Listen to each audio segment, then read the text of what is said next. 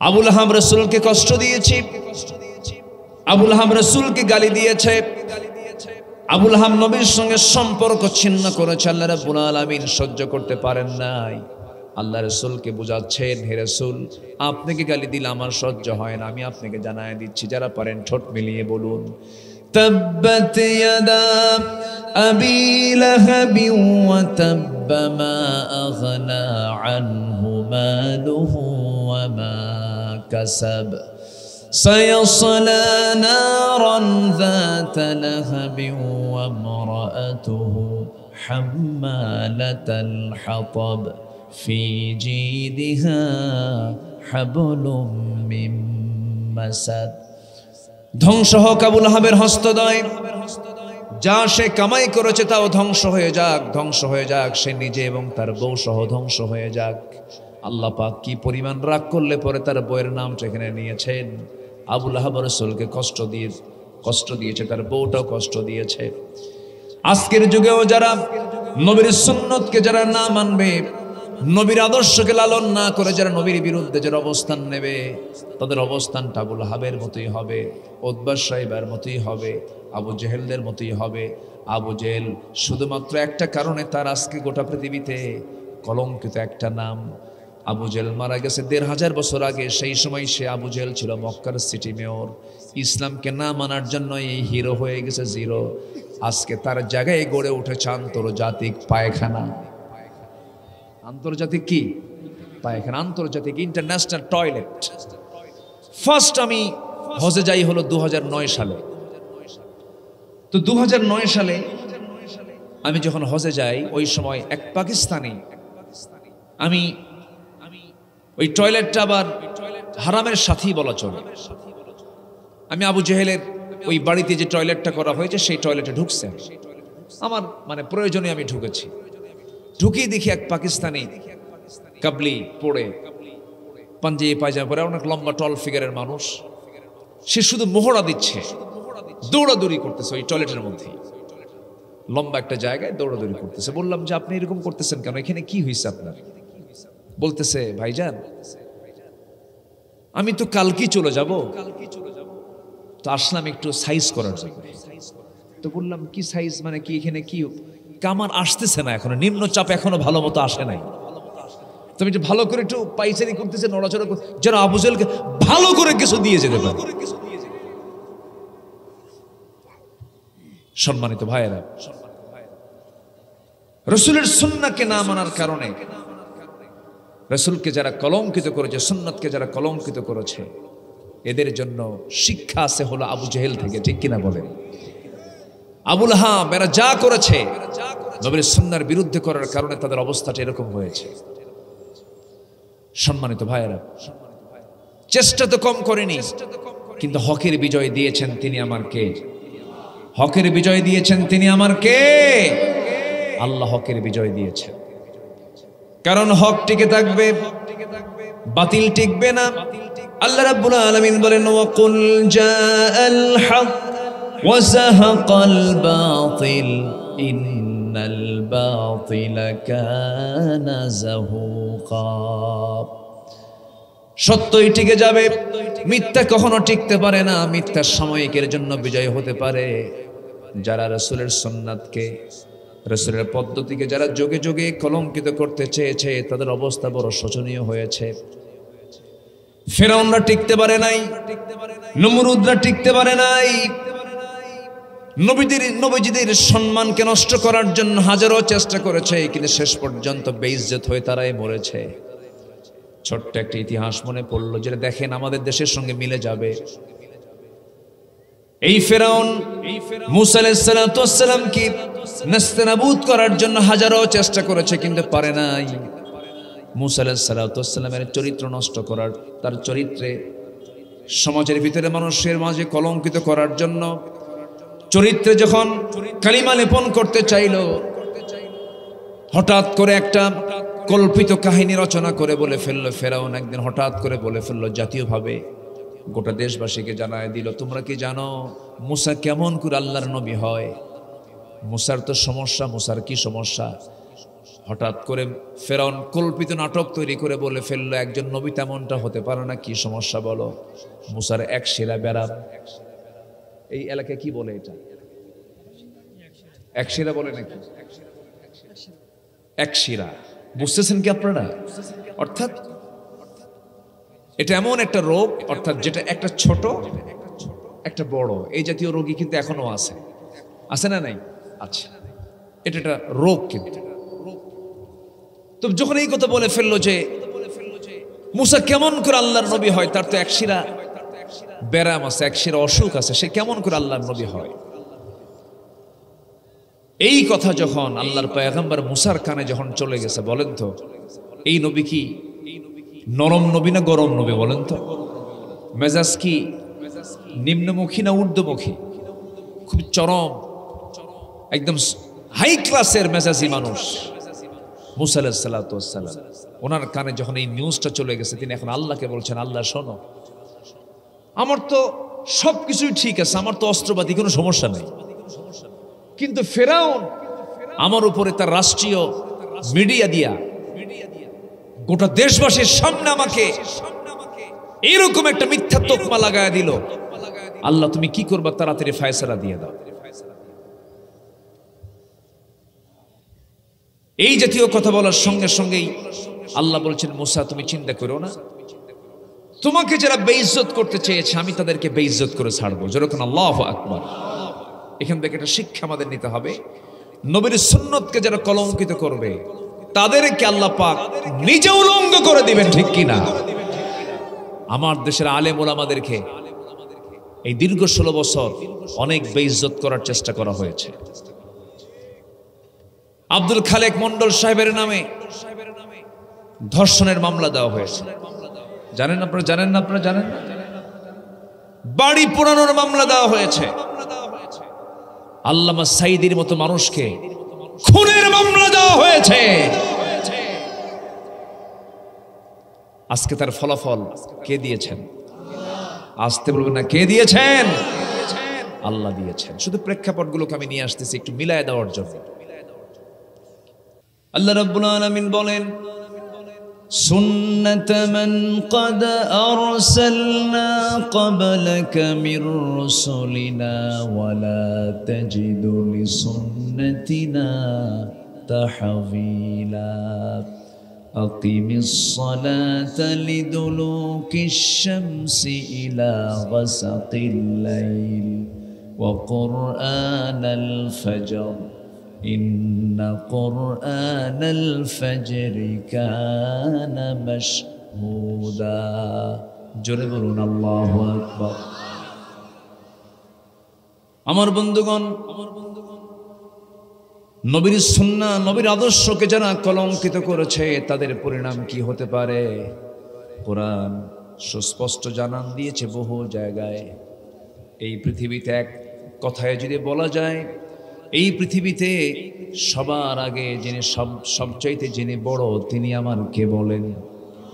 আসতে বলবেন, সবচেয়ে বড় তিনি আমার কে বলেন?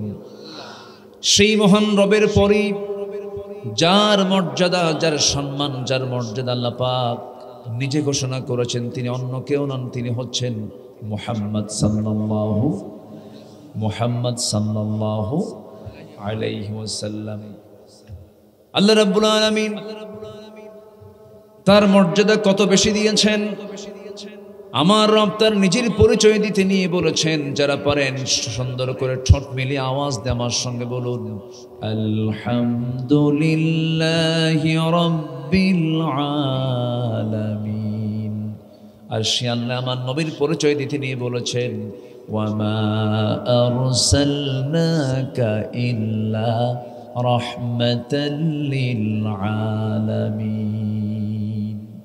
আমার আল্লাহ হচ্ছেন রব্বুল আলামিন, আর আমার নবী হচ্ছেন রাহমাতুল লিল আলামিন। আমার নবীর শান কত, মান কত। নবীজির নামাজ শুরু হয়ে গেছে, রাসূল নামাজ পড়ছেন। তিনি প্রথম নামাজ পড়েছেন কিবলা হারামের দিকে না আকসার দিকে? বলেন কোন দিকে? আকসার দিকে। প্রথম কিবলা হলো হারাম না আকসা? কাবা না আকসা? আকসা, মসজিদুল আকসার দিকে। আমার নবীজি নামাজ শুরু করলেন। আল্লাহ পাক মসজিদে কিবলাতাইন আমাকে দেখার তৌফিক দিয়েছেন। মসজিদে কিবলাতাইন মানে হলো দুই কিবলাওয়ালা মসজিদ। আমার নবীজি সেই জায়গায় দাঁড়িয়ে দাঁড়িয়ে যখন নামাজ পড়ছিলেন, প্রথম 2 রাকাত তিনি মসজিদ আকসার দিকেই নামাজ পড়লেন। কিন্তু নামাজের মধ্যেই তার মনে হয়ে গেল, হারে আমার কিবলা যদি কাবা হতো কতই না ভালো হতো। আল্লাহ বলছেন, আমার হাবিব, আমি তো বুঝতেছি আপনার মনের খবরটা কি। আপনি নামাজ পড়ছেন আকসার দিকে, আপনার মন পড়ে আছে হারামের দিকে, কাবার দিকে। আর দেরি নয়, বাকি 2 রাকাত নামাজটা আপনি কাবার দিকে আদায় করে নেন। فَوَلِّ وَجْهَكَ شَطْرَ الْمَسْجِدِ الْحَرَامِ। জোরে বলুন আল্লাহু আকবার। যার মনের চাওয়াকে আল্লাহ পাক কবুল করে নেন, সেই নবীর শান কত, মান কত, মর্যাদা কত। আমার বন্ধুগণ, সেই নবীর সুন্নতের প্রতি সাহাবায়ে কেরামের এত দরদ ছিল, এত সম্মান ছিল, এত শ্রদ্ধার চোখে নবীর সুন্নতকে তারা গ্রহণ করেছেন। নবীর প্রতি তারা মুহাব্বত রেখেছেন, এত গুরুত্ব দিয়েছেন। আমার নবীজি 100 লক্ষ সাহাবীর মাঝে যখন ওই আয়াতের যখন পুনরাবৃত্তি করলেন, ওহিটা নাযিল হলো, আল ইয়াউমা আকমালতু লাকুম দীনাকুম ওয়া আতমামতু আলাইকুম নি'মাতি ওয়া রাদিতু লাকুমুল ইসলাম দীনা। এই আয়াত যখন নাযিল হয়ে গেল, লক্ষাধিক সাহাবীর ভিতরে আনন্দের স্ফুরণ দেখা গেল। সব সাহাবী আনন্দে আত্মহারা হয়ে গেছে। আল্লাহ আমাদের প্রতি রাজি হয়েছেন, দিনটা পরিপূর্ণ হয়ে গেছে। সব আনন্দে পাগলের মতো হয়ে গেছেন, সব আত্মহারা হয়ে গেছেন। সবার চোখে মুখে আনন্দের ছাপ প্রকাশ পাচ্ছে। কিন্তু আমার নবীজি লক্ষ্য করে দেখেন, সবাই আনন্দে উল্লাস করছে, কিন্তু আমার বাল্যদিনের বন্ধু, আমার খুব কাছের বন্ধু, হিজরতের বন্ধু, দুঃসময়ের বন্ধু, সুসময়ের বন্ধু, আমার বন্ধু বর আবু বকর তো নাই। আমার আবু বকর কোথায় গেল? আমার রাসূল বলছেন, সাহাবীরা তোমরা সবে আনন্দ করছো, উল্লাস করছো, আমার আবু বকরটা কোথায় গেল? খুঁজে আনো, তাকে একটু দেখতে চাচ্ছি। কেউ তাকে খুঁজে পায় না। ওই লোকগুলোর আড়ালেই তিনি চলে গেছেন। একাকি এক জায়গায় তিনি বসে বসে ডুকরে ডুকরে কাঁদতেছেন। সবাই মিলে বলল, আবু বকর, রাসূল তোমাকে ডাকতেছেন, তুমি কেন কান্নাকাটি করো আজকে? এমন একটা আয়াত নাযিল হয়ে গেছে, এই আয়াত নাযিলের পরে তো কান্নার কোনো প্রশ্নই আসে না। আমাদের প্রতি আল্লাহ সন্তুষ্ট হয়েছেন, দিনটা পরিপূর্ণ হয়ে গেছে। ওয়া আকমামতু আলাইকুম নি'মাতি ওয়া রাদিতু লাকুমুল ইসলাম দীনা। আপনি কেন মন খারাপ করে বসে আছেন? কি হয়েছে? আপনার চোখে পানি কেন? সঙ্গে সঙ্গে সাইয়্যিদিনা আবু বকর সিদ্দিক রাদিয়াল্লাহু তাআলা আনহু চোখের পানি ফেলতে ফেলতে বলছেন, ভাইরা, হয়তো তোমরা আনন্দ উল্লাস করছো, তোমাদের আনন্দ হয়েছে, ভালো কথা, আল্লাহ রাজি হয়েছেন, এটাও ভালো কথা। কিন্তু দিন তো পরিপূর্ণ হয়ে গেছে, দিনের পরিপূর্ণতা চলে এসেছে। আমার বিশ্বাস, আমার রাসূল আর পৃথিবীর বুকে বেশি দিন বাঁচবেন না। রাসূল দুনিয়া থেকে বিদায় নেবেন। নবীজির বিদায় আমি রাসূল চোখের সামনে কত দেখেছি। আমি রাসূল কি কত মোহাব্বত করেছি, কত রাত কাটিয়েছি, কত দিন কাটিয়েছি। কিন্তু রাসূল শূন্য দুনিয়ার বুকে আবু বকর থাকবে কেমনে, এই চিন্তায় আমি চোখের পানি ফেলতেছি। দেখেন, একই আয়াত সব সাহাবী বুঝলো একরকম, এই সাহাবী বুঝলেন আরেক রকম বুঝলেন। আয়াতের ব্যাখ্যা সবাই কিন্তু একরকম বোঝে না। কিন্তু এখানে যে বিষয়টা আমি বলতে চাচ্ছিলাম, নবীর প্রতি শ্রদ্ধাবোধ থাকলে, নবীর প্রতি সম্মান যদি থাকে, সেই তো সুন্নতকে মানতে পারে। নবীর প্রতি শ্রদ্ধা সম্মান না থাকা পর্যন্ত ওই ব্যক্তির মধ্যে কোনোদিন নবীর সুন্নাতকে সে কখনো মানতে পারে না। আগে সম্মান শ্রদ্ধা বোধ থাকলে তো সুন্নতকে মানা যায়। সম্মান শ্রদ্ধা না থাকলে কি সুন্নতকে মানা যায় নাকি? মানা যায় না। রাসূলের কোন সুন্নতকে তারা মেনেছিল বিগত 16 বছর? কোনো সুন্নত কি তারা ফলো করেনি। 96 থেকে 2001-এ এই বিগত সরকার তারা আরেকবার ক্ষমতায় এসেছিল। ওই সময় তারা কুকুরের মাথায় টুপি লাগিয়েছিল, কুকুরের মাথায়। অনেক রেকর্ড এদের, এরা ফেরাউনকে হার মানায় দিছে। ফেরাউন ক্ষমতাকে পাকাপোক্ত করার জন্য 40,000 শিশুকে হত্যা করেছিল, তাও 1600 বছর হায়াত পেয়েছিল ফেরাউন। আর বিগত 16 বছরে নিজের ক্ষমতাকে পাকাপোক্ত করার জন্য তারা 60,000 মানুষকে খুন করেছে, গুম করেছে, হত্যা করেছে।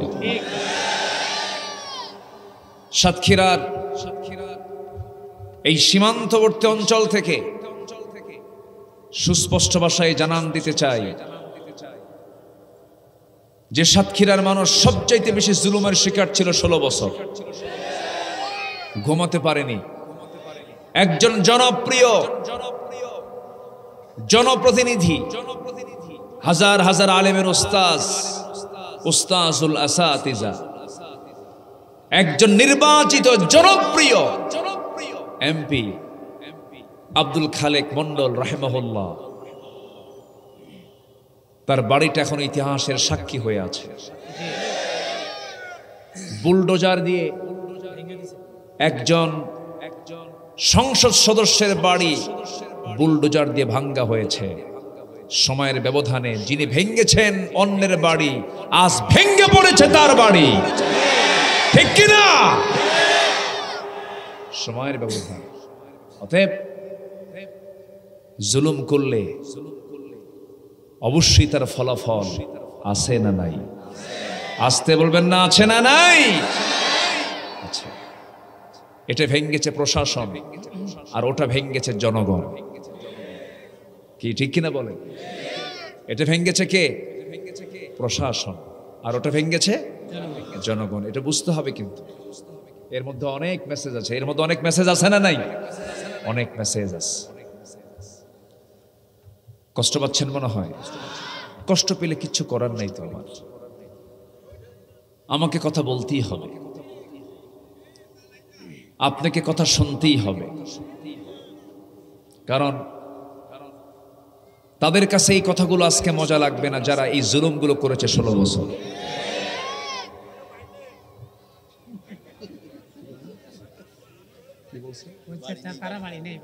ও, তারা বাড়ি নেই।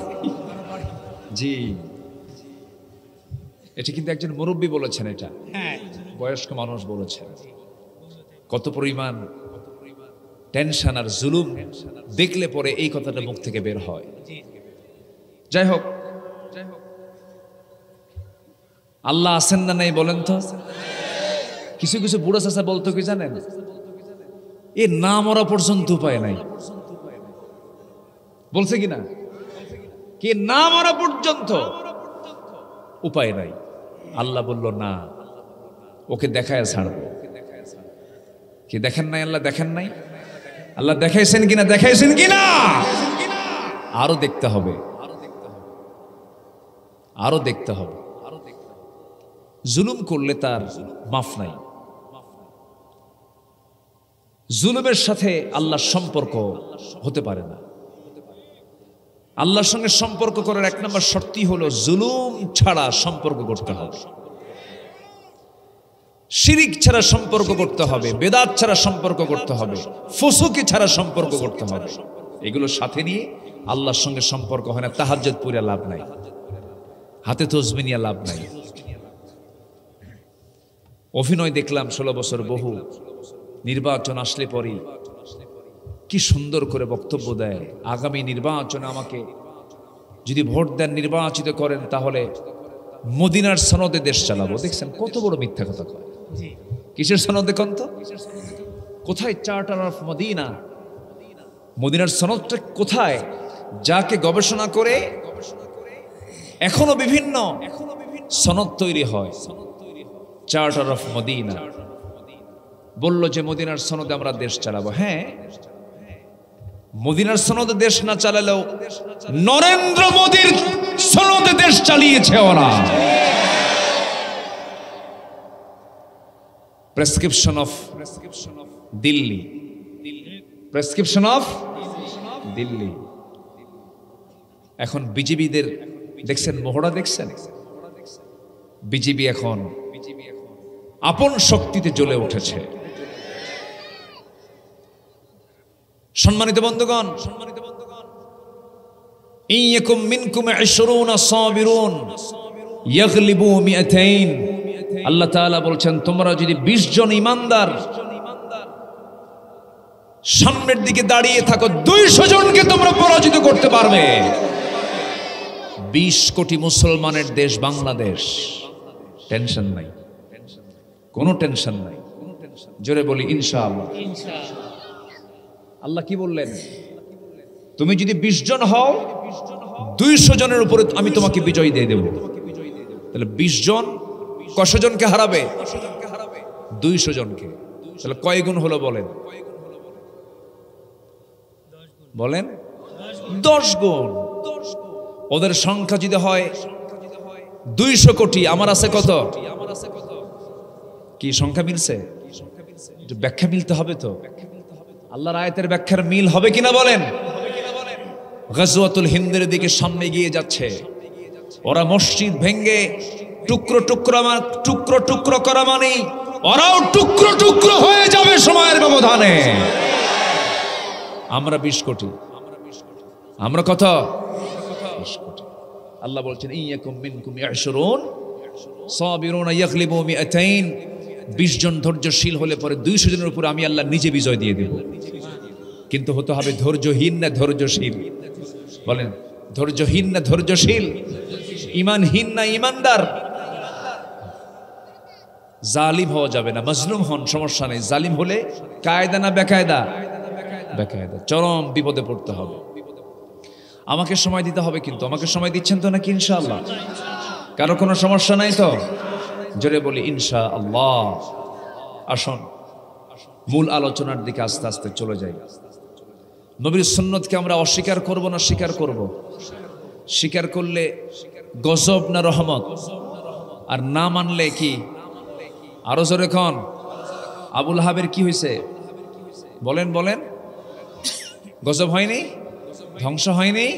সূরা লাহাব কিসের সূরা? রহমতের সূরা। কিসের সূরা বলেন? গজবের সূরা, ধ্বংসের সূরা। কার ধ্বংস? আবুল আহাবের। আল্লাহ রাব্বুল আলামিন আবুল আহাবকে দাঁড় করিয়েছেন। নবীর সুন্নতকে মানলে কি হতে পারে? আবুল আহাবের দিকে তাকায় দেখো। সুন্নতকে না মানলি তাকায় দেখো আবু জেহেলের দিকে। আবু জেহেল এত বড় নেতা ছিল, এত বড় মেধাবী ছিল। আল্লাহ তাকে এত পরিমাণ জ্ঞান দান করেছিলেন, উটের পায়খানা দেখে বলতে পারতো এটা কোন গোত্রের উট। উটের পায়খানা দেখে, উটের পায়খানা দেখে বলতো যে এটা কোন গোত্রের উট হতে পারে। মানুষের পদচিহ্ন দেখে বলতে পারতো এটা কোন গোত্রের পদচিহ্ন, কোন গোত্রের লোকদের পদচিহ্ন। আবু জাহেল যেদিন বদর প্রান্তর আবু জাহেল তার 1000 সৈন্য নিয়ে বদর প্রান্তর হাজির হলো, সেই দিন আমার নবীজির নেতৃত্বে ছিল হলো 313 জন। আর ওরা হলো কতজন? 1000। কয় গুণ বেশি? প্রায় 3 গুণ। আর এইদিকে আল্লাহ তাআলা বলছেন কি 20 জনে কতজন? 200 জন। তার চাইতে সেখানে তো আরো বেশিই আছে। সেই যুদ্ধের দিন আবু জাহেল সবাইকে নিয়ে তাজুদ্দীপ্ত ভাষণ দিচ্ছিল। এমন সময় অথবা সাইবা, মুগিরা, ওয়ালিদ সব এক জায়গায় দাঁড়িয়ে বলল, আবু জাহেল আমরা 450 মাইল অতিক্রম করে বদর নামক প্রান্তর পর্যন্ত আসলাম। সত্যি করে বলো তো, আমরা যার বিরুদ্ধে যুদ্ধ করতে আসছে লোকটা কি, লোকটা কেমন? তুমি আবু জাহেল বলো তো। আবু জাহেল বলতেছে, আকাশের নিচে আর জমিনের উপরে মুহাম্মদ বিন আব্দুল্লাহর চাইতে ভালো মানুষ আমার চোখে পড়ে নাই। এটা কে কয়?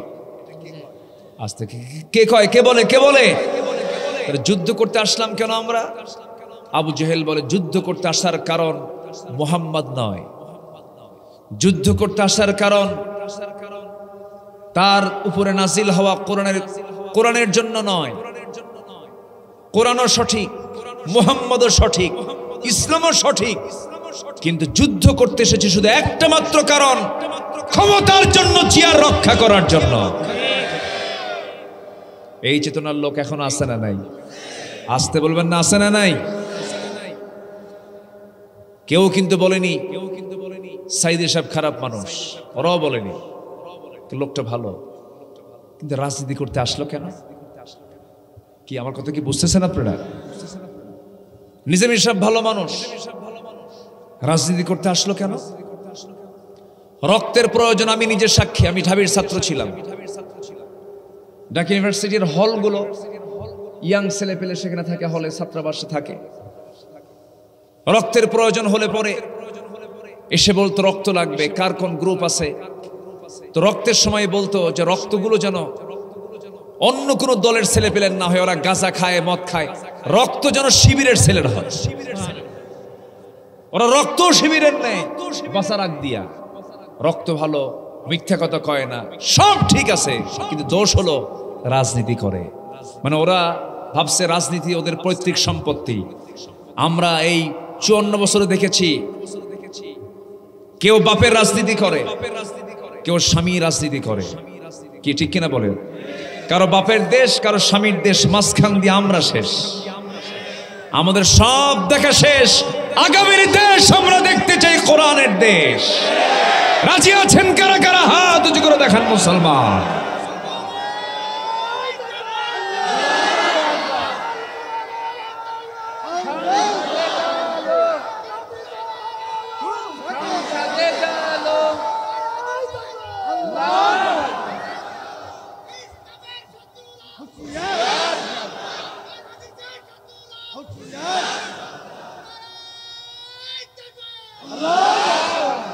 আল্লাহ কবুল করুন, জোরে বলি আমিন।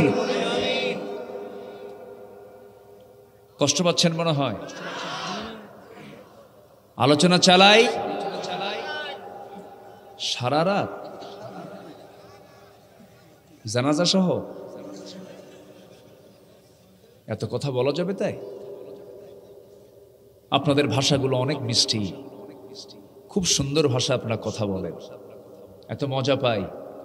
আপনাদের এলাকার যদি বলা হয় যে এলাকার সবচেয়ে কোন জিনিসটা ভালো, আমি বলি এদের কথা ভালো। বলি আলহামদুলিল্লাহ। কি ভালো? কথা। অনেক সুন্দর মিষ্টি ভাষায় কথা বলে। ভাত খেয়ে যাবেন বলো, ঠিক আছে না? আছে কি না? হুজুর ভাত খেয়ে যাবেন বলো, বলে কি না? বলো শব্দটা আপনাদের এলাকার ভাষার হলো গহনা। মেয়েদের মানায় কিসে বলেন তো? গহনায়। ভাষার কিছু গহনা আছে না নাই? ভাত খেয়ে যাবেন বলো, এই বলো শব্দটা এক্সেস, এটা আপনার ভাষার গহনা। নোয়াখালীতে ওদের ভাষার গহনা হলো কেন। হুজুর ভাত খাবেন কেন? কি কথা কি বুঝতেছেন? দোয়া করবেন কেন? হুজুর ভাত খাবেন কেন? কি কথা বোঝেন নাই? এটা তাদের ভাষার গহনা। লক্ষ্মীপুরে ওদের ভাষার গহনা হলো যে। হুজুর দোয়া করবেন যে। কোথায় যাবেন যে? এখানে বসেন যে। তাদের ভাষা শেষে কি বলে? যে। রাজশাহীতে যাবেন, সেখানে গো। ভাত খেয়েছে গো, ঠিক আছে না? এটা টান মারে। সেখানে একটু মধ্যে তোবাই হয়, একালি পরিমাণ। কোথায় যাচ্ছ গো? টান মারে। আবার চলে যাবেন ময়মনসিংহের দিকে, জামালপুরের দিকে, ওই দিকের মাঠ বিশাল বড়, জমির মাঠগুলো মাইলকে মাইল দেখা যায় না, অনেক লম্বা, ওদের ভাষাও খুব লম্বা। হুজুর কোথায় যাইবিন? ভাত খাইছন? এখানে একদম প্রায় 3 আলি পরিমাণ টান দেয়। তো এই যে ভাষাগুলো, সব ভাষার গহনা কে দিয়েছেন? কে দিয়েছেন? আল্লাহ দিয়েছেন। তবে শ্রেষ্ঠ ভাষার গহনা হলো কোরআনে কারীম। জোরে কোন সুবহানাল্লাহ। এর চাইতে শ্রেষ্ঠ গহনা পৃথিবীতে আর। হাজি হজে গেছে, মন খারাপ, তার ভাষা কেউ বোঝে না। সাতক্ষীরা বাড়ি তো, মন খুব খারাপ। 1.5 মাস 45টা দিন থেকে আসছে, কথা বলতে গেলে কথা বোঝে না। তো বুড়ো চাচা হজ থেকে ফেরার পরে, দেশে আসার পরে বলছে, চাচা হজ কেমন করলো? বাবা এমন দেশে গেছিলাম, কোথাও কোনো বাংলা পাই নাই, দুই জায়গায় বাংলা পাইছি, কোথায়? মুয়াজ্জিন যখন আজান দিল, ইমাম যখন সূরা ফাতিহা পড়ল। কি কথা বুঝতেছেন কি? আজান বুঝি বাংলা, শুনে শুনে বাংলা হয়ে গেছে। কত সুন্দর ভাষা, বলি আলহামদুলিল্লাহ। কোরআন তো নিজেই ওয়াজ করে দেয়, আমাদের ওয়াজে আশা লাগতো না যদি ওয়াজগুলো আমরা সবাই বুঝতাম। আমি যে আয়াতগুলো তেলাওয়াত করেছি তখন শুধু তেলাওয়াত হলেই যথেষ্ট ছিল। আমি যে শুরুতে তেলাওয়াত করেছি এটাই আলোচনা।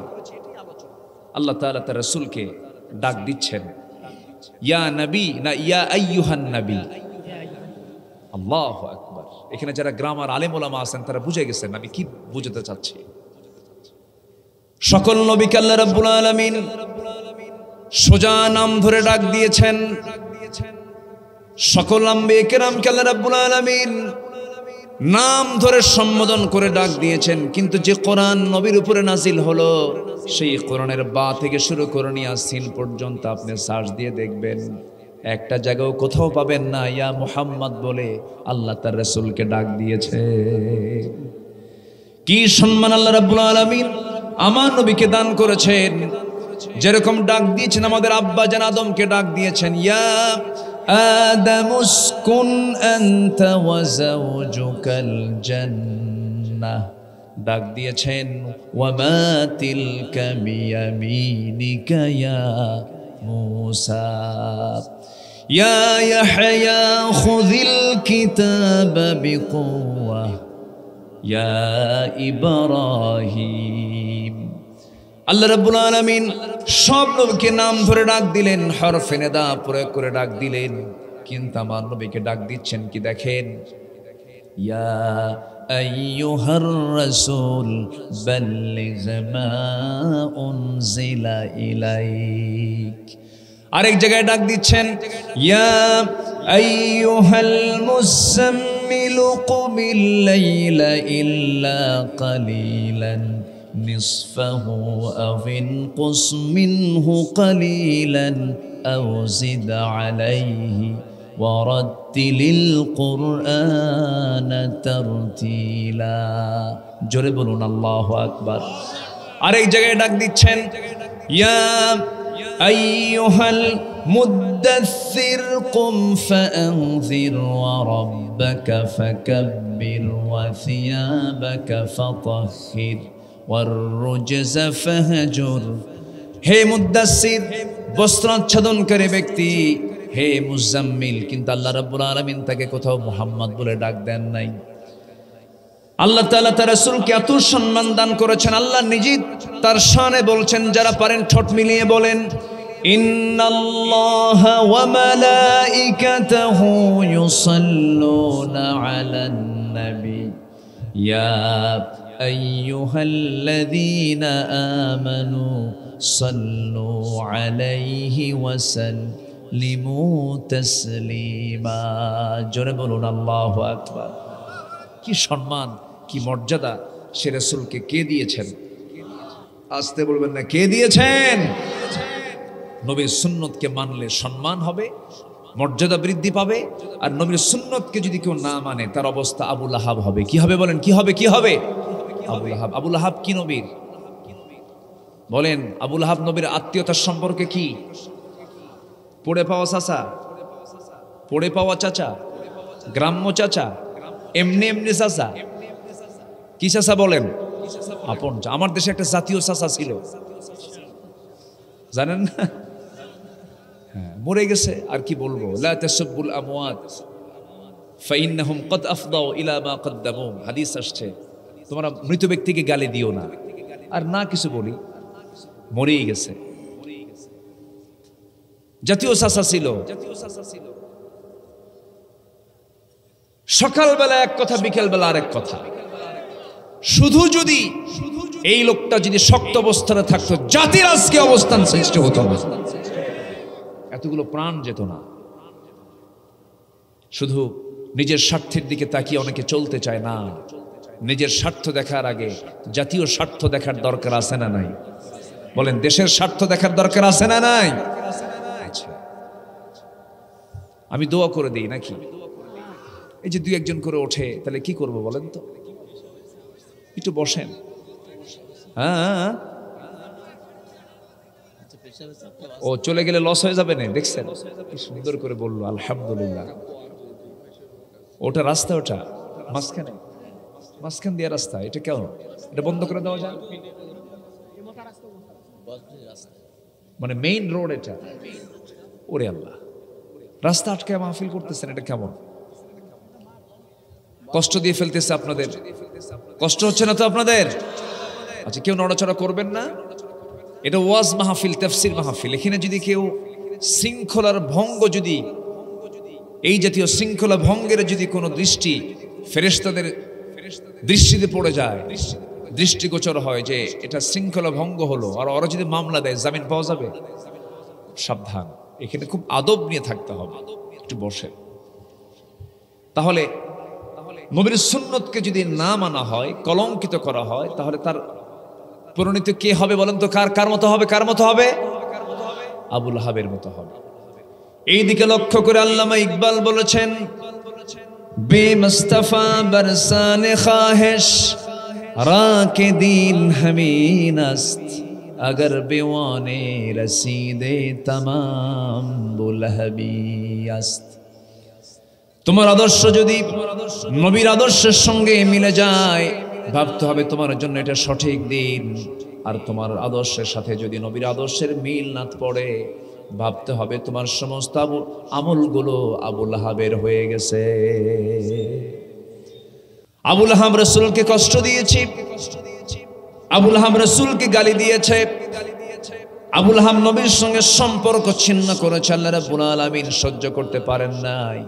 আল্লাহ রাসূলকে বুঝাচ্ছেন, হে রাসূল, আপনাকে গালি দিলে আমার সহ্য হয় না, আমি আপনাকে জানায় দিচ্ছি। যারা পারেন ঠোঁট মিলিয়ে বলুন, তাব্বাত ইয়াদা আবি লাহাবি ওয়া তাব্বা মা আগনা আনহু মালুহু ওয়া মা কাসাব سيصلى نارا ذات لهب وامرأته حمالة الحطب في جيدها حبل من مسد।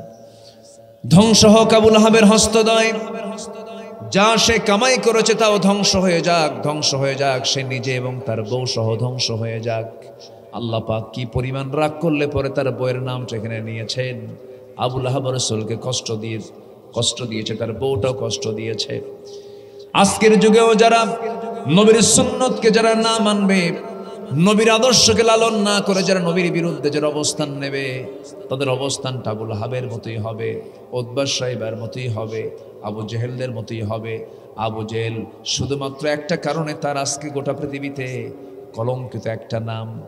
আবু জেহেল মারা গেছে ১৫০০ বছর আগে। সেই সময় সে আবু জেহেল ছিল মক্কার সিটি মেয়র। ইসলামকে না মানার জন্য এই হিরো হয়ে গেছে জিরো। আজকে তার জায়গায় গড়ে উঠেছে আন্তর্জাতিক পায়খানা। আন্তর্জাতিক কি পায়খানা? আন্তর্জাতিক ইন্টারন্যাশনাল টয়লেট। ফার্স্ট আমি হজে যাই হলো ২০০৯ সালে। তো ২০০৯ সালে আমি যখন হজে যাই, ওই সময় এক পাকিস্তানি, আমি ওই টয়লেটটা আবার হারামের সাথেই বলা চলে। আমি আবু জেহেলের ওই বাড়িতে যে টয়লেটটা করা হয়েছে সেই টয়লেটে ঢুকছে। আমার মানে প্রয়োজনে আমি ঢুকেছি। ঢুকিয়ে দেখি এক পাকিস্তানি কাবলি পড়ে, পাঞ্জাবি পায়জামা পরে, অনেক লম্বা টল ফিগারের মানুষ। সে শুধু মোহরা দিচ্ছে, দৌড়াদৌড়ি করতেছে ওই টয়লেটের মধ্যে, লম্বা একটা জায়গায় দৌড়াদৌড়ি করতেছে। বললাম যে আপনি এরকম করতেছেন কেন, এখানে কি হয়েছে আপনার? বলতেছে, ভাইজান আমি তো কালকেই চলে যাব, তো আসলাম একটু সাইজ করার জন্য। তো বললাম কি সাইজ মানে কি, এখানে কি কামান আসতেছে না, এখনো নিম্নচাপ এখনো ভালো মতো আসে নাই। তুমি একটু ভালো করে একটু পাইচারি করতেছে, নড়াচড়া করতে, যেন আবু জেহেলকে ভালো করে কিছু দিয়ে যেতে পারে। সম্মানিত ভাইয়েরা, রাসূলের সুন্নাহকে না মানার কারণে, রাসূলকে যারা কলঙ্কিত করেছে, সুন্নাতকে যারা কলঙ্কিত করেছে, এদের জন্য শিক্ষা আছে হলো আবু জেহেল থেকে। ঠিক কিনা বলেন? আবু লাহাব এরা যা করেছে নবীর সুন্নাহর বিরুদ্ধে করার কারণে তাদের অবস্থাটা এরকম হয়েছে। সম্মানিত ভাইয়েরা, চেষ্টা তো কম করেনি, কিন্তু হকের বিজয় দিয়েছেন তিনি আমার কে? হকের বিজয় দিয়েছেন তিনি আমার কে? আল্লাহ হকের বিজয় দিয়েছেন। কারণ হক টিকে থাকবে, বাতিল টিকবে না। আল্লাহ রাব্বুল আলামিন বলেন, ওয়াকুল জাআল হক ওয়া যাহাকাল বাতিল ইন্নাল বাতিলা কানা যাহুকা। সত্যই টিকে যাবে, মিথ্যা কখনো টিকতে পারে না। মিথ্যা সাময়িকের জন্য বিজয় হতে পারে। যারা রাসূলের সুন্নাতকে, রাসূলের পদ্ধতিকে যারা যোগে যোগে কলঙ্কিত করতে চেয়েছে, তাদের অবস্থা বড় শোচনীয় হয়েছে।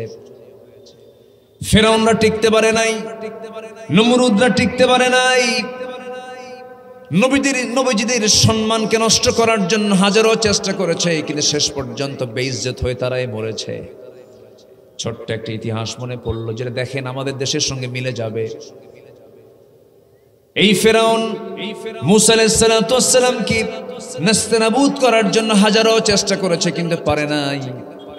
মূসা আলাইহিস সালাতু ওয়াস সালামের চরিত্র নষ্ট করার, তার চরিত্রে সমাজের ভিতরে মানুষের মাঝে কলঙ্কিত করার জন্য, চরিত্রে যখন কালিমা লেপন করতে চাইল, হঠাৎ করে একটা কল্পিত কাহিনী রচনা করে বলে ফেললো। ফেরাউন একদিন হঠাৎ করে বলে ফেললো, জাতীয়ভাবে গোটা দেশবাসীকে জানায় দিল, তোমরা কি জানো মুসা কেমন করে আল্লাহর নবী হয়? মুসার তো সমস্যা, মুসার কি সমস্যা? হঠাৎ করে ফেরাউন কল্পিত নাটক তৈরি করে বলে ফেললো, একজন নবী তেমনটা হতে পারে না, কি সমস্যা বলো? মুসার এক শিরা বেড়া। এই এলাকায় কি বলে এটা? এক শিরা বলে নাকি? এক শিরা, বুঝতেছেন কি আপনারা? অর্থাৎ এটা এমন একটা রোগ, অর্থাৎ যেটা একটা ছোট একটা বড়, এই জাতীয় রোগী কিন্তু এখনো আছে, আছে না নাই? আচ্ছা, এটা একটা রোগ। কিন্তু তো যখন এই কথা বলে ফেললো যে মুসা কেমন করে আল্লাহর নবী হয়, তার তো এক শিরা ব্যারাম আছে, এক শিরা অসুখ আছে, সে কেমন করে আল্লাহর নবী হয়? এই কথা যখন আল্লাহর পয়গম্বর মুসার কানে যখন চলে গেছে, বলেন তো এই নবী কি নরম নবী না গরম নবী? বলেন তো মেজাজ কি নিম্নমুখী না ঊর্ধ্বমুখী? খুব চরম, একদম হাই ক্লাসের মেজাজি মানুষ মুসা আলাইহিস সালাতু ওয়াস সালাম।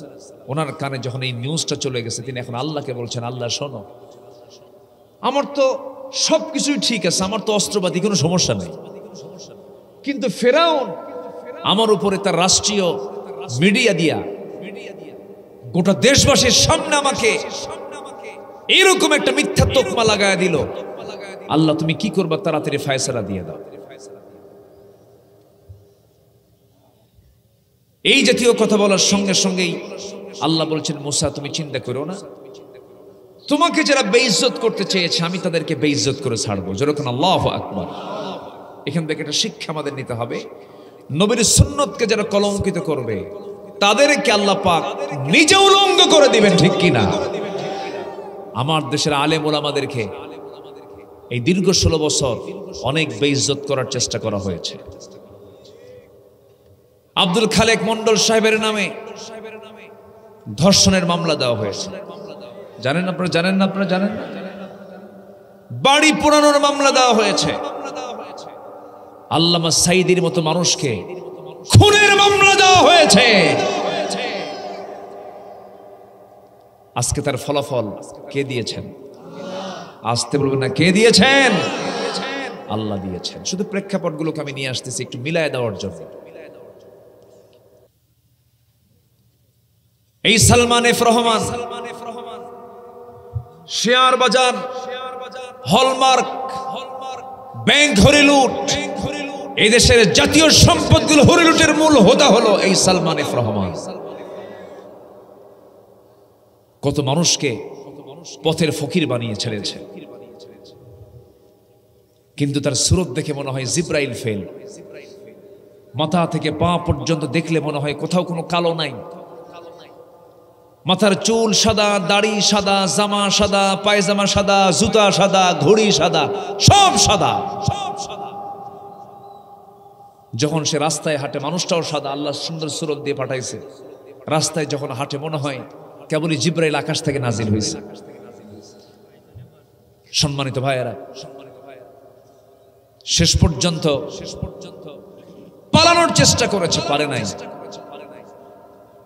কোস্টগার্ড তাকে ধরে ফেলে, আইনমন্ত্রীকে ধরে ফেলে বলে, আইনমন্ত্রী স্যার আমি আপনাকে চিনছি, চলেন থানায় চলেন।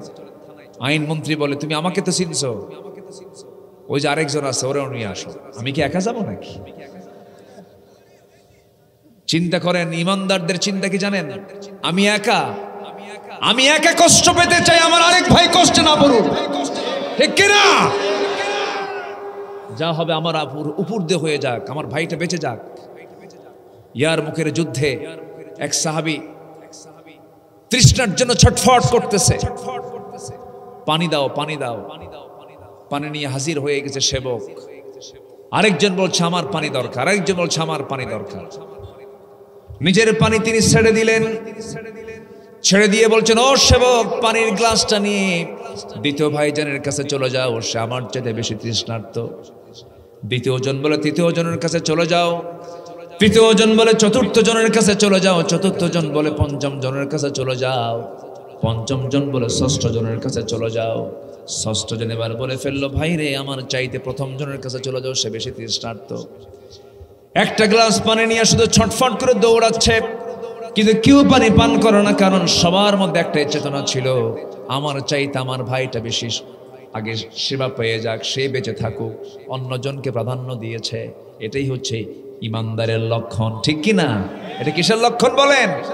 ইমানদারের লক্ষণ। আর ফাসিকের লক্ষণ হলো আমি কি একা আসছি, আরেকজন সাথে আছে, ওই যে বসে আছে, লোকটা কে চেনা তো যায় না, মাথার চুল কালো, মোছ নাই, দাড়িও নাই, গেঞ্জি পরে আছে, লুঙ্গি পরা পরনে, লোকটাকে কে ভালো করে দেখো, ওটাই দরবেশ। বলে দিল কে? বলেন কে বলে দিল? চেনার কোনো ক্ষমতাই ছিল না। চিন্তা করা যায়, চেনার কোনো ক্ষমতাই ছিল না। সম্মানিত ভাইয়েরা, সম্মানিত বন্ধুগণ, এই আইনমন্ত্রীর নেতৃত্বে,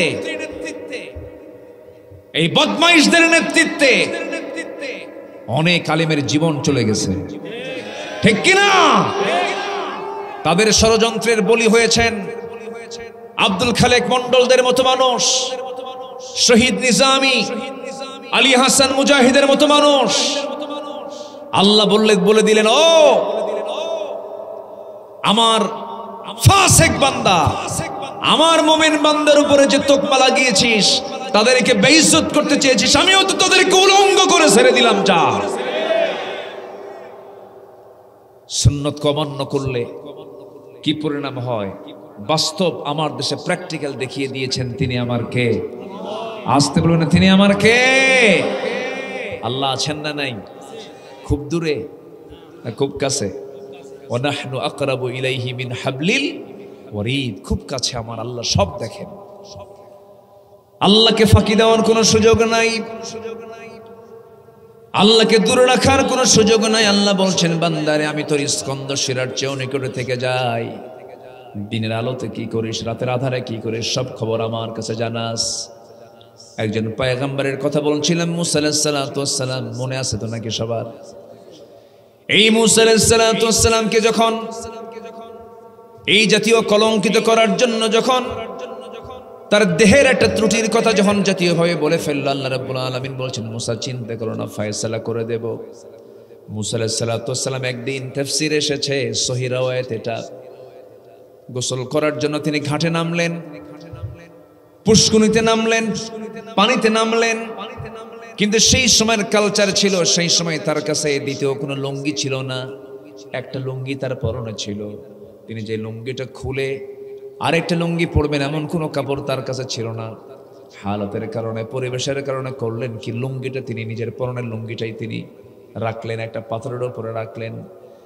পাথরের উপরে রেখে গোসল করার জন্য পানিতে নামলেন, গোসলটা হয়ে গেছে, ওই লুঙ্গিটাই তিনি আবার পরবেন। আস্তে করে পানি থেকে উঠে এসে লুঙ্গিটা তিনি পরনে পরে নেবেন। কিন্তু আল্লাহ রাব্বুল আলামিন এই টাইমের মধ্যে পাথরকে অর্ডার দিলেন, পাথর লুঙ্গি নিয়ে দৌড় মার, লুঙ্গি নিয়ে দৌড় মার। আমার ভাষা কি বুঝতেছেন আপনারা? লুঙ্গি নিয়ে দৌড় মার বলেন তো। আমার সচরাচর পাথর কি নড়াচড়া করে? আস্তে, পাথর কি নড়াচড়া করে? মাটি কি নড়াচড়া করে? আমরা কি আস্তে কয়? মাটি না আমরা আস্তে কয়। আমরা কি বলেন? কে কিছু নড়াচড়া করে না? তাহলে এই মাটি যদি আল্লাহ পাক নড়াচড়া করাতে পারেন, সেই মাটির মালিক তিনি কি লোহাকে নড়াচড়া করতে পারেন না? পাথরকে নড়াচড়া পারেন না? আল্লাহ পাক পাথরকে অর্ডার দিলেন, পাথর এই মুহূর্তে তুই লুঙ্গি নিয়ে দৌড় মার। পাথর তো আল্লাহর অর্ডার নিয়েছে, লুঙ্গি নিয়ে পাথরটা যখন দৌড় মারা শুরু করে দিল, মুসা আলাইহিস সালাতু ওয়াস সালাম তিনি সম্পূর্ণ উলঙ্গ। আল্লাহ পাক তার সেন্স থেকে এটা আউট করে দিয়েছেন, তিনি যে উলঙ্গ হয়েছেন তার মনেই নাই। পিছে পিছে তিনিও দৌড়াচ্ছেন, ওইদিকে পাথরটাও লুঙ্গি নিয়ে দৌড়াচ্ছে, কিন্তু পাথরের সঙ্গে মুসা আলাইহিস সালাম পারতেছেন না। পাথর আরো জোরে দৌড়ায়, তিনিও দৌড়ান, হাতে একটা লাঠি আছে, বলতেছেন থাম, তোরে সাইজ করব। এইদিকে লাঠি, হাতের মধ্যে হাঁকাতে হাঁকাতে রওনা দিয়েছেন তিনি। ওইদিকে পাথরটা তার লুঙ্গিটা বহন করে দৌড় মারতে মারতে গিয়ে এমন জায়গায় গিয়ে থেমে গেল, সোজা চলে গেছে ফেরাউনের রাজপ্রাসাদে। ফেরাউন করেছে কি, সেই সময় সমস্ত মন্ত্রী পরিষদ বর্গদেরকে নিয়ে গুরুত্বপূর্ণ সেন্ট্রাল মিটিংয়ে বসে গেছে, সেন্ট্রাল একটা পরামর্শে বসে গেছে। সেই বৈঠকে বসে যখন সে কথা বলছিল, এই সময় ওই পাথরটা আল্লাহর পয়গম্বর মুসার লুঙ্গিটার সঙ্গে করে নিয়ে এই পর্যন্ত যখন চলে আসে, মুসাও তার পিছে পিছে আসেন। তার চিন্তা একটাই, লুঙ্গিটা তিনি কেমন করে হাতে তাড়াতাড়ি নেবেন, তিনি তার সতরটা ঢাকবেন। তিনি যখন কাছাকাছি চলে গেলেন, লুঙ্গিও হাতে দিয়েছেন, লুঙ্গি হাতে নিয়েছেন, কিন্তু এইদিকে তিনি যে উলঙ্গ সম্পূর্ণ। ফেরাউন তার সম্পূর্ণ দৃশ্যটা দেখে এবার বলল, এতদিন আমি যা কিছু বলেছি ভুল বলেছি। আল্লাহ বলছেন, ফেরাউন তুই আমার মুসাকে তুই কলঙ্কিত করতে চাইলি, আমি আমার মুসার সব কিছু খুল আমি তোকে দেখায় দিলাম, আমার মুসার সব কিছু ঠিক আছে, সব কিছু ঠিক আছে। আল্লাহ কি দেখায় দেন? আমার দেশে কি দেখায় দিয়েছেন? দেখায় দিয়েছেন কিনা বলেন? দেখায় দিয়েছেন। যে রাজাকার শব্দটা ছিল হলো ব্যান্ড শব্দ, এই শব্দ উচ্চারণ করলে আসামি মনে করা হতো। সেই রাজাকার শব্দ আমার সন্তানরা স্লোগান দিয়ে রাজপথ কাঁপিয়েছে, ঠিক কিনা? আমি কে, তুমি কে? চিন্তা করেন, আল্লাহ কি পারেন না? আল্লাহ সব পারেন। এজন্য নবীর কোন সুন্নতকে যদি কেউ বেইজ্জত করতে চায়, নবীর সুন্নতকে যদি কেউ কলঙ্কিত করতে চায়, আমরাও তার বিরুদ্ধে সোচ্চার হয়ে দাঁড়িয়ে যাব। সবাই রাজি আছেন তো? আমার নবীজি রাষ্ট্রপতি ছিলেন, রাষ্ট্র চালিয়েছেন। আমার নবীজি ইমামতি করেছেন, তিনি মসজিদ চালিয়েছেন। আমার নবীজি বিচার করেছেন, তিনি আদালত চালিয়েছেন। রাসূল যেমন এক ব্যক্তি হয়ে রাষ্ট্র চালিয়েছেন, মসজিদ চালিয়েছেন, আদালত চালিয়েছেন, এমন নবীর মতো নেতৃত্ব আমরা বাংলার জমিনে কায়েম করতে চাই। আমরা ইমাম দেখতে চাই, বাইতুল মুকাররমের যিনি খুতবা দিবেন তিনি বঙ্গভবনের বাসিন্দা হবেন। আমরা এমন ইমাম দেখতে চাই। রাজি আছেন না সবাই ইনশাআল্লাহ? 54 বছর এদেশের মসজিদে যারা বসেছিলেন, কেউ নামাজের মতো বিল, গুরুত্বপূর্ণ একটা বিল কেউ টানার সাহস পাননি। তারা আইন পাশ করেছেন, হলো কিসের আইন পাশ করেছেন? মদের আইন পাশ করেছেন। এই খুলনা ডিভিশনে মদের ফ্যাক্টরি আছে, কিন্তু জানেন আপনারা? এই খুলনা বিভাগে কিন্তু একটা মদের দোকান, কি বলে, মদের ফ্যাক্টরি আছে। চুয়াডাঙ্গার দর্শনায়, যশোরে আছে নাকি? চুয়াডাঙ্গার দর্শনায় কেরুয়ান কোম্পানি, সেখানে মদ তৈরি হয়, সেই মদে বিনিয়োগ হয়। এই সাতক্ষীরায় কিন্তু মদের দোকান আছে, যশোরে কিন্তু মদের দোকান আছে। আমরা এমন একটি বাংলাদেশ গড়তে চাই, আগামীর বাংলাদেশ, যে দেশে কোনো মদের দোকান থাকবে না, জেনার লাইসেন্স থাকবে না, সুদের কারবার থাকবে না, নারীদের সম্মান প্রতিষ্ঠা হবে, দিন কায়েম হবে, নামাজের নেতৃত্ব গড়ে উঠবে। কারা কারা চান? দুহাত উঁচু করে দেখেন মুসলমান। কেউ তো স্লোগান দেন না।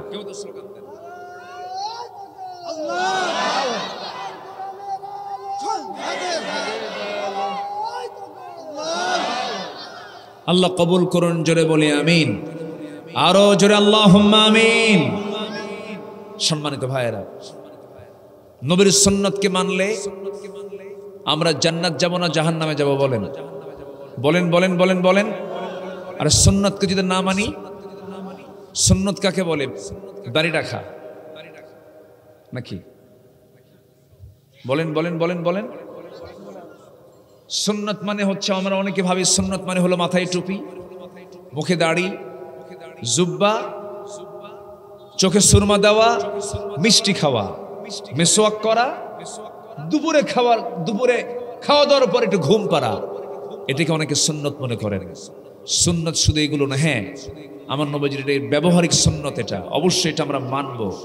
কিন্তু নবীজির মেসওয়াক করার সুন্নত আর উহুদের ময়দানে দান্দান মোবারক শহীদ হওয়া সুন্নত একরকম, এক সমান? এক সমান নয়।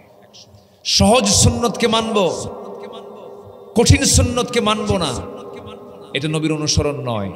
নবীর অনুসরণ হতে হবে এক জায়গায় না সব জায়গায়। আসতে বলবেন না এক জায়গায় না সব জায়গায়। আমি যেখান থেকে তেলাওয়াত করেছি সেই তেলাওয়াতকে তো আয়াত আল্লাহ রাব্বুল আলামিন রাসূলকে শাহিদ বলেছেন, মুবাশশির বলেছেন, নাযীর বলেছেন, দাঈ বলেছেন। সেই নবীজির জীবন থেকে আমরা মোটামুটি 15টা অনুকরণীয় আদর্শ আমরা আজকে শুনে যাব এক কথায়। অনেক রাত হয়েছে তো, আমি আর 10 থেকে 15 মিনিট সময় চাচ্ছি। আমি কিন্তু শুরুতেই সবাইকে বলেছিলাম আমাদের শেষ কাজ কি হবে বলেন তো?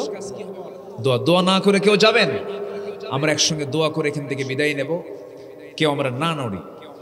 15টা অনুকরণীয় অনুসরণীয় আদর্শ। এর মধ্যে 1 নাম্বার হচ্ছে আমরা দাওয়াত দেব মানুষকে। কার পথে? আসতে বলবেন না কার পথে? কিসের দিকে দাওয়াত? কার দিকে দাওয়াত? দুনিয়ার কোন আইনের দিকে দাওয়াত দেব না।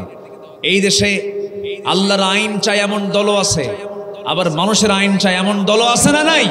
আচ্ছা, আমরা কার আইন চাবো? আল্লাহর আইন চাবো। নাম্বার 2 হলো সাহসিকতা। নাম্বার 3 হলো ধৈর্য ধারণ। নাম্বার 4 হলো শ্রেষ্ঠ সুমহান চরিত্র। নাম্বার 5 হলো পরিবারের প্রতি দায়িত্বশীলতা। নাম্বার 6 হলো আমানতদারিতা, ন্যায় বিচার। নাম্বার 7 হলো এতিম নিকটাত্মীয় প্রতিবেশীর সঙ্গে সুন্দর আচরণ। নাম্বার 8 হলো আল্লাহর বিধানের প্রতি শর্তহীন আনুগত্য। নাম্বার 9 হলো আল্লাহর জন্য দিনের কাছে কঠিন পরিস্থিতির সবর ধরা। নাম্বার 10 হলো ইমানের পথে অবিচল থাকা। হাজারো বিপদ আসুক, ইমানের উপরে টিকে থাকতে হবে। তার জন্য একটি বাস্তব প্রমাণ, একটি প্র্যাকটিক্যাল প্রমাণ ছিল এই জামানার যারা ওমরের নেতৃত্ব দিয়েছেন, আবু বকরের নেতৃত্ব দিয়েছেন, একজন অন্যতম একজন বাস্তব প্রমাণ হচ্ছেন আপনার প্রতিবেশী আব্দুল খালেক মন্ডল। কি ঠিক কিনা বলেন? কি ত্যাগ তাদের, কি কুরবানি তাদের। শুধু যদি বলতেন আমি দল করব না, আমি দল ছেড়ে দিলাম, আমি দলকে প্রত্যাখ্যান করলাম, জেল খাটা লাগতো না। কিন্তু ইমানের পথে কি ছিলেন? অবিচল ছিলেন, অটল ছিলেন। এটাই হচ্ছে সবচাইতে রাসূলের অনুসরণীয়, নবীজির অনুসরণীয় যতগুলো দিক আছে এর মধ্যে অন্যতম একটি গুরুত্বপূর্ণ একটি অনুসরণীয় দিক। নাম্বার 11 হলো আল্লাহর প্রতি তাওয়াক্কুল করা। জীবনের সকল জায়গায় তাওয়াক্কুল করব কার উপরে? আসতে বলবেন না কার উপরে? নাম্বার 12 হলো কাজে কর্মে একা সিদ্ধান্ত না নিয়ে পরামর্শ করা। আমার নবীজির সারা জীবনের এগুলো ছিল হলো আদর্শ। রাসূল একা তো করতে পারতেন, কিন্তু রাসূল কি একা করেছেন না সাহাবা কেরামকে নিয়ে করেছেন? সাহাবা কেরামকে নিয়ে করেছেন। ওয়া আমরুহুম শুরা বাইনাহুম ওয়া শাবিরহুম ফিল আমরি ফাইদা আযামতা ফাতাওয়াক্কাল আলাল্লাহ। নাম্বার 13 হলো বিনম্র স্বভাব এবং ক্ষমাশীলতা। নাম্বার 14 হলো কুফরের প্রতি চরম কঠোরতা। নাম্বার 15 হলো মুমিনের প্রতি রহম দিলওয়ালা। এই 15টা নবীজির অনুকরণীয় আদর্শ আমরা আমাদের জীবনে বাস্তবায়ন করব, সেই তৌফিক কামনা করে আমি আমার কথা আর বাড়াতে চাচ্ছি না। অনেক রাত হয়েছে, অনেক রাত, কিন্তু অনেক দূর থেকে মাহফিল আসছেন। 15 কিলো, 20 কিলো, 25-30 কিলোমিটার দূর থেকেও, শ্যামনগর থেকেও কিছু লোক আসছে। তারপরে পার্শ্ববর্তী কলারোয়া থেকে বিভিন্ন জায়গা থেকে লোকজন আসছেন, অনেক রাত হয়েছে, গাড়ি করে যানবাহনে আসছেন। আল্লাহ যেন সবার বাড়িতে ফিরে যাওয়া পর্যন্ত আল্লাহ পাক যেন সবার জন্য যেন নিরাপদ করে দেন। জোরে বলি আল্লাহুম্মা আমিন। আমি আর কথা না বাড়িয়ে সোজা আমরা সবাই একটু নামাজের মতো করে বসি, নামাজের মতো হয়ে বসি, নামাজের মতো করে বসি। দোয়ার আগ দিয়ে একটু মাহফিল কমিটি আমাকে বলেছেন একটু ব্যাগটা দিলে ভালো হয়। ব্যাগ কি দেওয়া হয়েছিল এর আগে? দেওয়া হয়েছিল? আচ্ছা, আরেকবার একটু ব্যাগটা দিলে ভালো হয়। হয়তো আগে দিয়েছেন একবার, 12টার পরে দেন, তাহাজ্জুদের সময় হয়ে গেছে, দোয়া কবুলের সময় হয়ে গেছে। যে যা পারি আমরা সবাই একটু দেওয়ার চেষ্টা করব। সবাই বলি সুবহানাকাল্লাহুম্মা, জোরে বলি সুবহানাকাল্লাহুম্মা ওয়া বিহামদিকা আশহাদু আল্লা ইলাহা ইল্লা আনতা আস্তাগফিরুকা ওয়া আতুবু ইলাইকা। চিৎকার মেরে বলি ইয়া আল্লাহ, আরো জোরে ইয়া আল্লাহ, আমার জীবনের সগীরা কবীরা, ছোট বড় সব গুনাহ তুমি আল্লাহ মাফ করে দাও। জোরে বলুন ইয়া রাব্বাল আলামিন, ইয়া রাব্বাল আলামিন, ইয়া রাব্বাল আলামিন। আমার মা বোন আজকের মাহফিলে যারা আসছেন সবাই আমরা এখন আল্লাহর কাছে চাবো।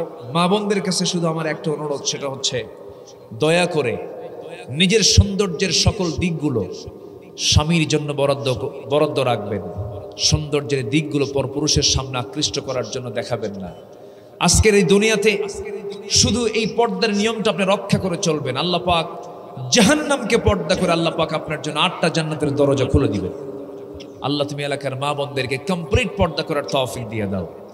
নিজের আপন খালাতো ভাই, মামাতো ভাই, ফুফাতো ভাই, দুলা ভাই, এই সমস্ত ব্যক্তিদের কাছ থেকে অবশ্যই তাদের দৃষ্টি থেকে আল্লাহ পাক সম্পূর্ণ পর্দা করার তৌফিক আল্লাহ পাক এলাকার মা বোনদেরকে তৌফিক দান করুন। আসুন আমরা দোয়া আমরা আল্লাহর কাছে।